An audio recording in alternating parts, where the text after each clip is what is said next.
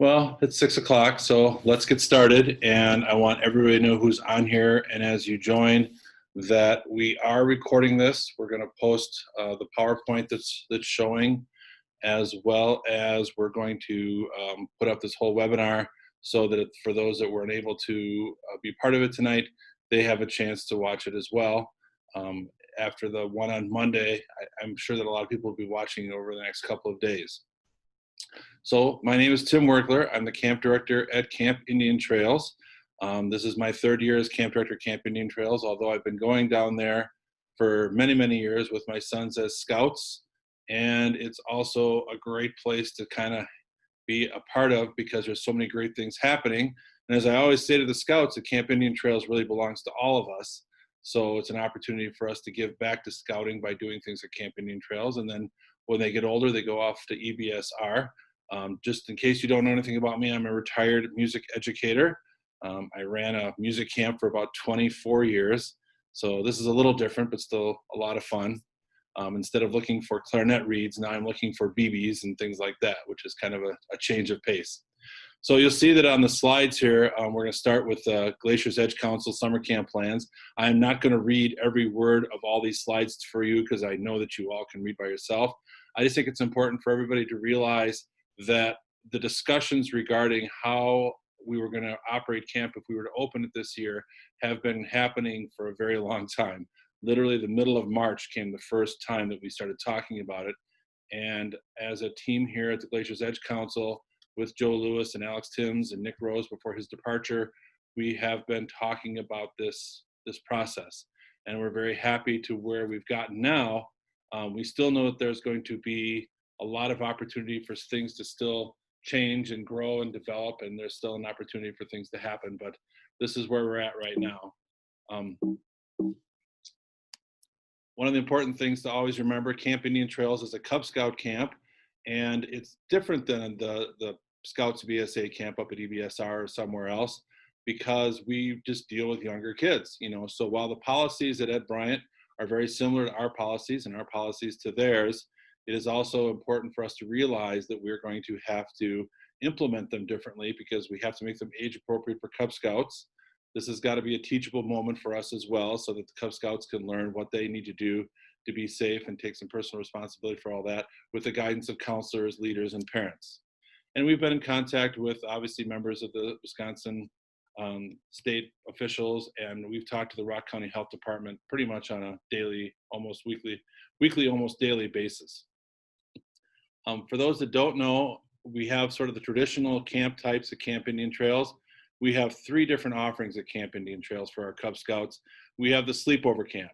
That's the sort of the closest one to what you would do if you were to go to EBSR. That's the 4 days, 3 nights.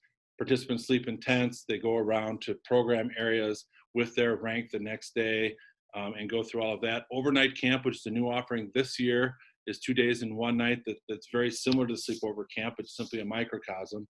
And then the third method that we have is day camp, and that's the 3-day camp where scouts come in the morning, go home in the evening, come back the next morning, go home in the evening, and they do group activities as well. In all of these situations that we've done in the past, it's always been that scout ranks move from one program area to the other. That is probably going to be the largest program change that you're going to encounter, but we'll talk about that in just a second. If we look at, for some reason my advance,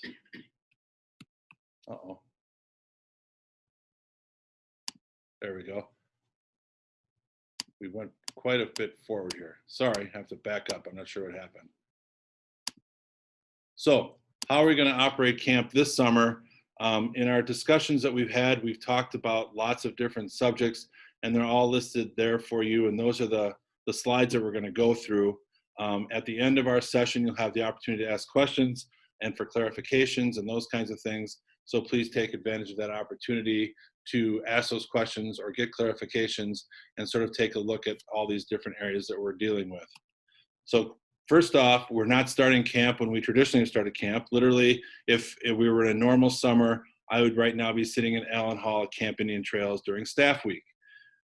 Based on lots of different advice and lots of different ideas, we moved back the beginning of camp, and our first camp session is on June the 29th.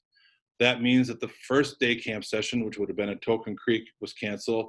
The first overnight session that would have been at Camp Indian Trails was canceled, and the first sleepover camp was canceled. All the participants who have registered for those camps have been contacted to move their registrations to other camps, other camp offerings throughout the season as we go through. And you'll see that currently we're offering 3 sleepover opportunities, 3 overnight opportunities, and then 4 day camp opportunities. And registration is currently open for all of these. If it becomes necessary that we need to add a session at the end, that is also a possibility.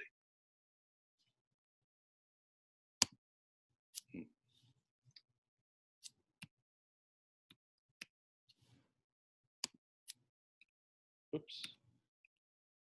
So first I want to talk about the annual health forum, because this is the biggest question that has been talked about for our entire time.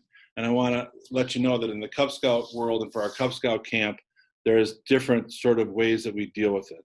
First off, if you're coming to day camp or an overnight camp, every person attending, including the adults, is required to submit a section A and B of the annual health form. Youth protection, while not required, is certainly highly recommended for anybody who's attending, even if it's parents. They go online, do the youth protection. They don't have to verify it with me, but it is great, and it is a great training to do. When we look at sleepover camp, because it's over the 72 hours, as designated by the BSA National, every person, including adults, is required to have section A, B, and C, and that C section is the one that requires the signature of a healthcare provider. In this case, and this is the 3rd year that we've been with this rule, all adults are required to have completed youth protection training and be registered with BSA. Like I said, this is consistent with what the expectations have been for the last 3 camp sessions. For the 2020 camp season, we are allowed to use section C of the health form as long as it's dated after February 1st, 2019. That's going to be acceptable. We would ask you to fill out a new A and B, and that's all the parent things that are filled out. So that makes it nice and easy. But that kind of takes care of that health form concern. Most people probably keep their health forms and have that all taken care of, but make sure that if you have a problem with that, let me know, because I may have it if they were at camp last year and could find it as well. All right, so we talked about basically what's going to happen every step of the way as we prepare to come to camp. And the first thing is that we're going to be doing more things before you arrive at camp. I think that we're going to keep these Zoom meetings before we come to camp. This is kind of a good way to just meet with parents and leaders as well. But you'll notice on here that it's going to ask that all the units that are coming take care of a pre-camp screening. And there's going to be some questions you have to answer, and there's going to have to be a way to take a temperature of all the participants that are coming to camp.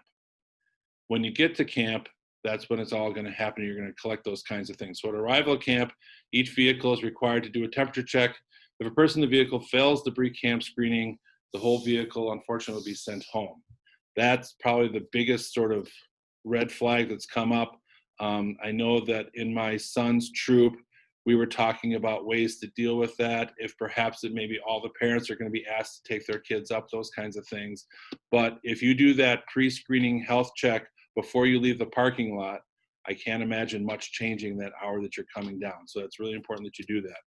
And we also ask that adults in the high risk category, based on CDC guidelines, primarily those that are over 65 years of age, you're required to get a little further medical permission from your healthcare provider. Fortunately, I'm not in that category yet, but I will be relatively soon. So when you get to registration is going to be a little different. First off, those of you who have been to camp before, our registration has always been over by Allen Hall. We're literally going to move it to the other side of camp, and we were actually going to do this anyway. This has nothing to do with our current situation. We're going to be doing our registration in the Clayton Rice area. So we're out in the open, out in the nature, and really close to the campsites, which makes it great. So obviously all of our registration personnel are going to be wearing the appropriate protective gear. We ask that if you're coming with a unit with several members, that you designate one person to register the entire unit rather than each parent registering them. If parents are attending just with the scout, so it's just the dad and the scout or the mom and the scout, they can register individually. And then we're going to do it at Clayton Rice, where we can have social distancing and be outside. We're going to collect the pre-camp screening, the health forms, and we're also going to collect that risk letter that we're going to send out ahead of time to the risk advisory for all of this. And at that time, you're also going to all receive a small bottle of hand sanitizer and a special face gear that we're going to use at camp this year. And we're going to talk a little bit more about that in just a second. Here is that famous face gear. They call them buffs. I have found out how uncool I am because I've never heard of a buff until working with the Glacier's Edge Council, but I've been told they're very popular on shows like Survivor. We're going to use these. So this is going to replace the t-shirt. So instead of the scout getting a t-shirt, everybody who comes to camp, scouts, parents, leaders, everybody is going to receive one of these buff. The buff is going to be worn by staff and participants unless there's a medical reason. We've already been asked questions about those with asthma and alike, and we are going to accept a suitable replacement with the advice of the scout's doctor to make sure that we're meeting that need. It won't be worn, obviously, when we're swimming. It won't be worn when we're in the water, while eating, or in the tent. And obviously, when wearing something over the face, overheating can become more of a concern. So we're going to really keep an eye on that aspect of it. If someone gets to the point of overheating, basically we'll move them away from the group and allow them to drop their buff and get their air and keep that part of it going. We're hoping that that won't be a huge concern, but we are going to be very aware of it and take care of dealing with that as we go along.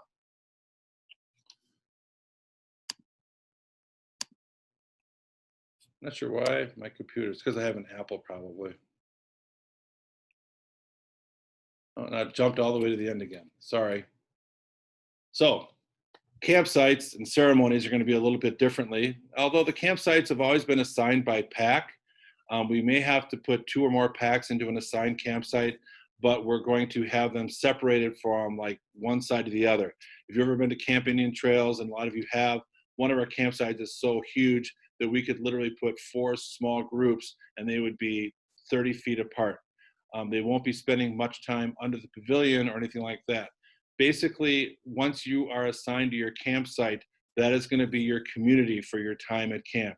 And this is also true at day camp. We're going to put you into groups, and that's the group that you're going to travel around with, this small community. So our goal is so that this community interacts only with itself, not with the whole camp en masse. So you're only interacting with maybe your unit or your unit, another unit with separation, and those kinds of things to make sure that we keep that cross connection or cross contact to a minimum. Tent mates will only include immediate family, so brothers can sleep in a tent together, moms and kids and dads and kids can sleep in a tent together, but non-family members are asked not to sleep in a tent together. And when they do sleep in the tent together, they should sleep head to toe, which my boys are already laughing about because they're kids and they laugh about that kind of stuff. So again, I want to make it really clear that that campsite becomes that community, and that community is what travels around the camp for the entire time you're there, including day camp. Ceremonies will be probably most likely held at campsites when necessary to avoid sort of those camp-wide assemblies. We do have an extraordinarily large fire pit or fire area, so it is possible that with the guide of Rock County, that if we have a small enough set of camp, that we could have groups sit in very different parts of the camp area and be fine. There has been some concern about singing and all of that, and I know that there's been a lot of things in the news about church choirs, and I guess my connection with the choral world will tell us that church choirs sing in small groups, small contained areas, not like we sing, but we are going to keep a minimum, or singing will be most likely limited. We'll find other ways to entertain the kids, don't worry. Will Hammond is already working on many great ideas, as well as the rest of the Camp Indian Trails staff.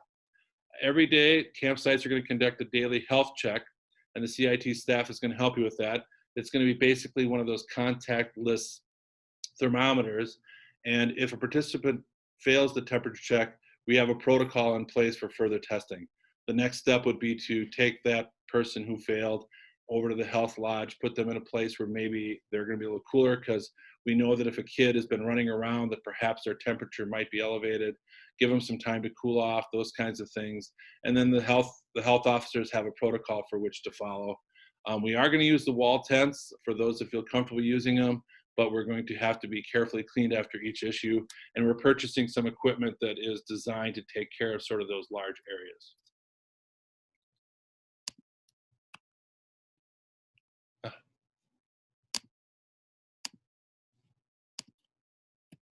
Oh, it keeps doing that. It's weird. I guess my skills on this are not all that perfect. Sorry. Program. This is probably going to be the place where you're going to see sort of the biggest differences in that, unlike other years when we go with all the tigers to one area and then all the tigers to the next area and all the tigers to the next area, it's going to be different. The communities are going to go from one area to the other. So a group from Baden-Powell is going to be together going from one program area to the next. So that's going to mean that there's going to be different ranks within that community. And the staff is right now working on ways to deliver program, still meet the needs of our belt loops, as well as some other possibilities in belt loop processes, so that you have the opportunity to do all those kinds of things. People have asked me, am I worried about that? And to be honest with you, I'm not worried about how we're going to do that at all. I think having Webelos being in the same community with tigers is an advantage, not a disadvantage. I think it will give those older scouts from that unit a really great opportunity to be in that leadership role for the younger scouts from that same unit. Where it gets a little strange is going to be in the open programming. Unlike usual days where you could do open programming and just take off and go where you want, we're going to have to keep communities together and sign up for when they want to go to do some of the open programming. So Group A would go to the climbing area on that open programming, and Group B would go fishing, and Group C would go to BB gun, and then we'd rotate through that so the communities still don't meet. All participants and staff are required to have that personal water bottle, so we ask you to bring one.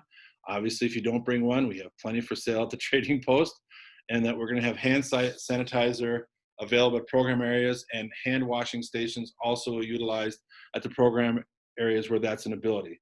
Some of our areas don't have running water right at the program area, but it's awfully close by, so there'll be a lot of hand washing.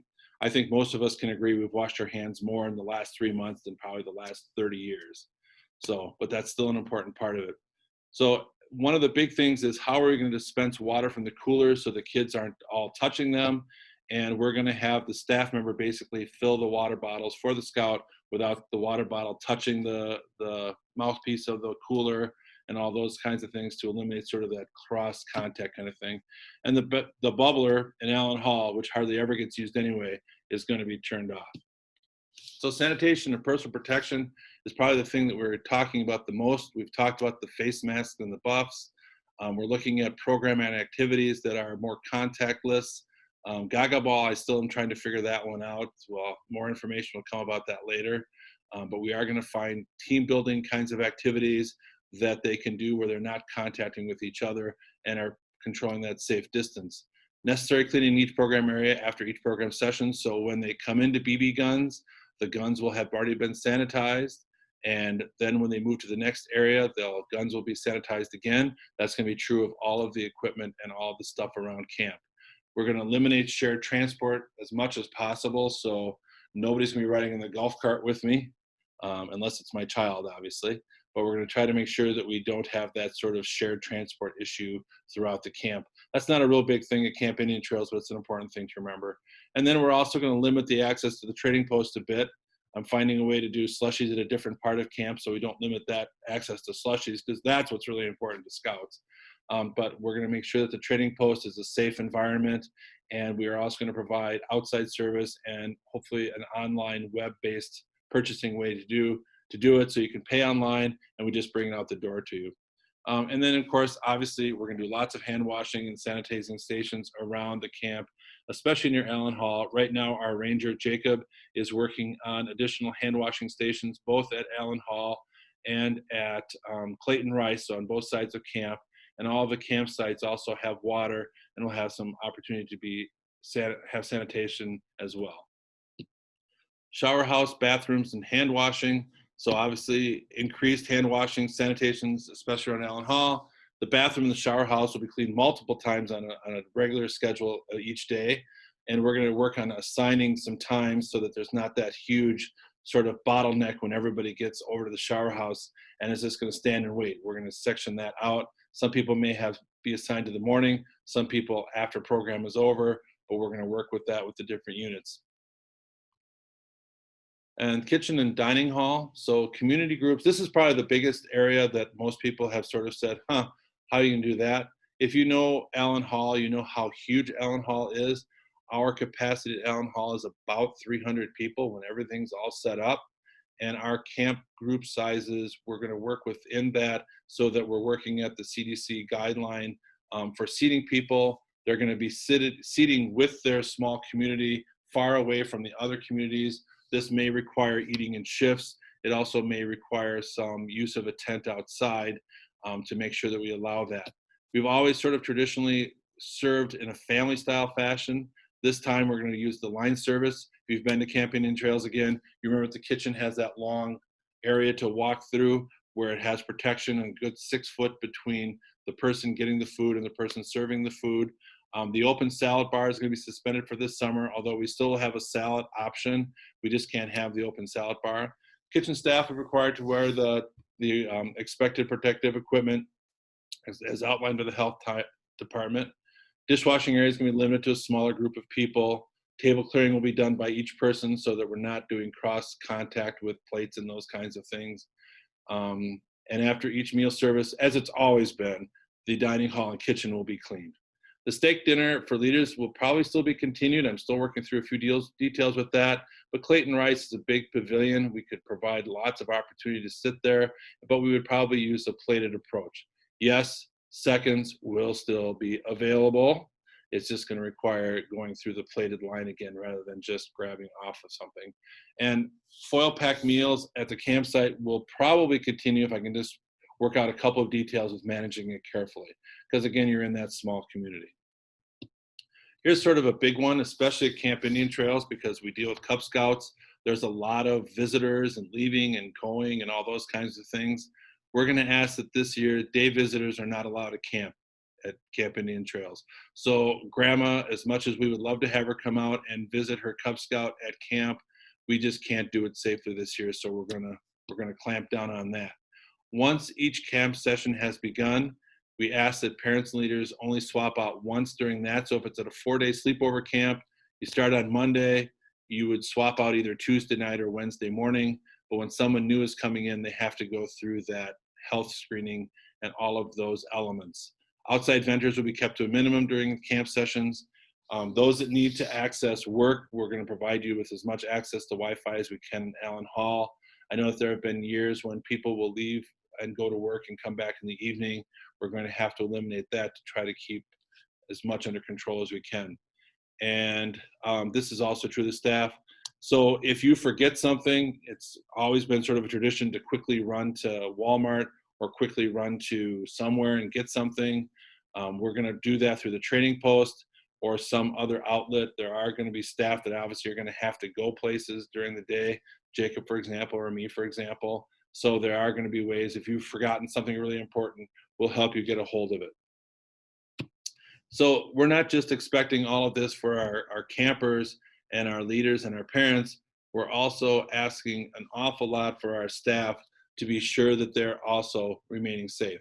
So I've been in contact with the staff many times over the last 2 or 3 months, as I normally have been. Pre-camp screening will be required before coming to work at camp. They're going to have to submit a temperature check and all those kinds of things. They're also going to go through the temperature and health screening. They're going to be required to wear face masks and buffs as well. You see about the kitchen staff, we're going to be using gloves in the kitchen and changing them quite often. We're going to require that the staff remain in safe places on their days off. Obviously, they can go home, but we ask them to remain in safe places. So no trips to Lake Geneva, no trips to Janesville after camp is done and those kinds of things, but trying to remain in safe situations. So just as a quick summary, first off, as I mentioned at the beginning of all this, we've talked about this for a long time. It's almost to the point where it's like, yeah, I know we talked about that because we've talked about it like 35 times. So I want you to be really aware of the fact that this is not just new stuff. We go, oh, let's just do this. It's been things that we've been talking about and putting into place. And really, if something needs to be changed or amended because of new information, we are going to be doing that. We have amended and changed information as needed throughout this entire process. We do want to mention that participants that deviate from the policies and protocols and would put the rest of their campsite community at risk, we're going to have to ask them to leave the camp session. And that's just a simple fact. We're putting a lot of responsibility on our health officers because they're going to be charged with maintaining policies and protocols and supervising staff and facilities to ensure that we're complying with all of this. And the one thing I want you to realize, safety is always the primary concern at camp. The same is true in 2020, even with the additional considerations. Again, at the very beginning of all this, we started cleaning. We started taking care of things. We started figuring out what we're going to do. We started ordering things to make sure we had a reasonable supply of things. So we've been working to prepare right along for all of this. So there's a couple of ways that you can pose a question or ask for a clarification. You'll notice at the bottom of your screen, there's that chat feature. And if you put the question in there to everyone, everyone will see it. So just be aware of that, and we'll try to answer those questions as quickly as we can. Joe Lewis is online with me here as well. If it gets to a question, Joe just waved for all of us, thank you. If there's a question that we need to answer from a council standpoint, he is our council program director. He's also the camp director up at EBSR this season. Also, if you'd rather send me an email rather than do it through this way, please feel free to send me an email at tim.wergel@scouting.org. I will answer as quickly as I can. Or if you'd like to talk to me personally, don't hesitate to call my cell phone at 608-513-5585. The thing I'd like to talk about before we go into this, we have an opportunity for lots of people to still come to camp. We have registration is open for all the types of camps that we have, and we have spots for everybody and still remaining in a safe environment. So I also want you to know that the price is now set at the March price as well. So if you have families that have been on the fence, please get the word out to them about this information. We'll place this online. We'll put it out there so people can see it if they want to just sort of watch it and find out what's going on. And if they want to register, get them registered. So I'm going to unshare my screen. I'm going to open up the chat. Are the busts for Cubs kids size? They're actually for every size, and yes, they work for Cub Scouts as well. It's going to look a little different on a Tiger than it is going to be on me, but they work for both sides. Can you bring your own tent? Absolutely. In fact, the wall tents that we have at Camp Indian Trails are limited to only 12 of those tents. So most people bring their own tents, yes. And we actually recommend that you bring your own tent. What will the group size be? That's a very difficult question to answer because it depends on the size of the camp. Where I'm shooting for is 20 to a group. Can close families tent together, especially if they've been in contact with each other in previous weeks before camp? When you say tent together, do you mean like having tents close together or be in the same tent? If you've already been close together for the entire time before camp, it's not really changing a camp. Our counselors community specific as well. That's the difficult part. The counselors are going to stay in their program area. So yes, the counselors are going to have contact with all of the different communities that go around, and that's why they're being asked to keep control of their health as well. We're also going to do some training about how to teach from a distance. And that is going to be sort of maybe a big change because in the scouting world, we often are very hands-on, especially with things like how to aim your BB gun or how to mix this with that or how to plant soil. So we're going to do some training on how to teach from a distance and let the leaders who are with or the parents who are with the scout be sort of the hands-on purpose because that makes it a little less difficult for that. So that was a great question. Can non-family members tent together? No, we're asking that non-family members don't tent together. I have a parent asking the scouts can eat outside of the hall if they prefer. Absolutely, we'll have picnic tables set up out there. All they gotta do is bring their stuff back in. If signed up and paid are still not comfortable, is a refund possible? Yes, refunds are still possible. I'll send out more information for that via email to everybody. We want people to be comfortable. Everybody has to make their own decision. But we also want to try to find a way to get as much information out to people to make them feel comfortable. And finally, are you welcoming out of council groups? Strangely enough, at Camp Indian Trails, we don't get a large number of out of council groups. This year, for whatever reason, we did have one register, but they are from very right next to our council, so it's not a whole geographical area. We don't get councils from Milwaukee where the situation is different. And when we place people into different campsites, we're going to take geography into consideration. So if you're a group that's coming from the Stoughton area, you might be put with a group in your campsite that's from the Oregon area or something like that. We're not going to take someone from way up in Wisconsin River and put in with someone from Beloit, possibly because of the differences.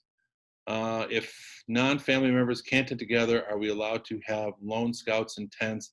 I thought that was against the Guide to Safe Scouting. It is sort of a strange issue. Webelos and Arrow of Light by the Guide to Safe Scouting are allowed to sleep together, or are allowed to be in a tent by themselves.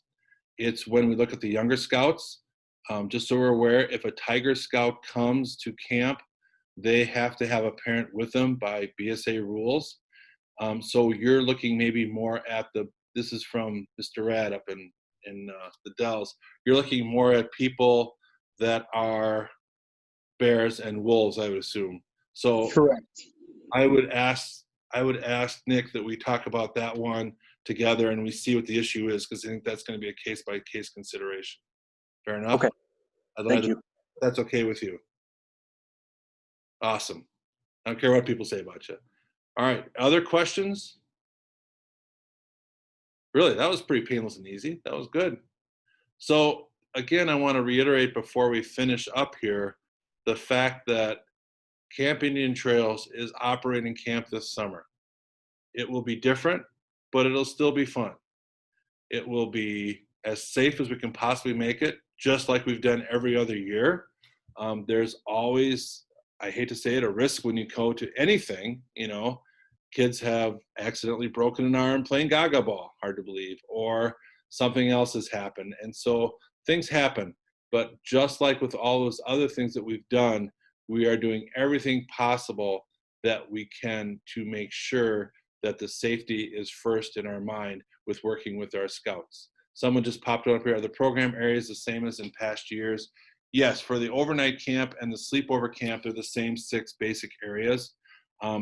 There is one area for overnight camp that isn't happening. We're not doing climbing during overnight camp, but we are doing aquatics at overnight camp. Day camp is a little different animal because those are not tied to the 6 areas necessarily at camp. When you go to a day camp, you're going to be doing shooting sports in both archery, BB gun, as well as slingshot and rock throwing. But then we have more craft areas and those kinds of things. Hope that answers that questions. And again, if you have more questions as we go along, please ask. And please get the word out to your packs and to your friends and to your families that this information is available online so that they can make their decision with a sense of knowledge and background. Okay? Everybody set? How about a thumbs up from everybody? Oh, one more question. Oh, somebody said thank you. Hey, Mike, how are you?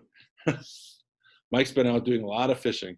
So thank you for your time. We hope you have learned something about this. We hope that it put some of your thoughts to ease. But as you get more questions, please let us know. Have a great night, and we look forward to seeing you at Camp Indian Trails. Bye. Thank you.